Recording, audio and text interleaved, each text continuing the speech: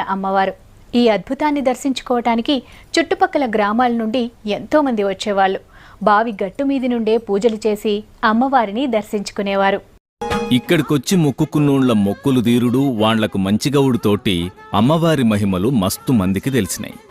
ఇక్కడ చిన్న గుడి కూడా కట్టిండ్రు. అదే ఇప్పుడు బల్కంపేటగా మారింది.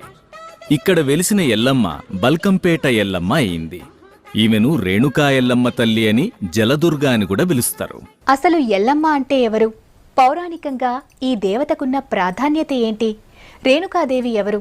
రేణుక, ఎల్లమ్మ ఇద్దరూ ఒకటేనా? దీని వెనుకున్న చరిత్ర ఏంటి? అంటే ఎల్లరకు అమ్మ, జగదాంబ అని అర్థమట. మొదట్లా ఈ ఎల్లమ్మ తల్లి బాయిల్నే ఉండేది. వచ్చినోళ్ళు గట్టుమీది నుంచే పూజలు చేసేటోళ్ళు. ఆ తర్వాత పక్కన చిన్న గుడి కట్టిండ్రు. మస్తు మంది భక్తులొచ్చిపోయేటోళ్ళు. 100 ఏండ్లు ఇట్లనే గడిచిపోయి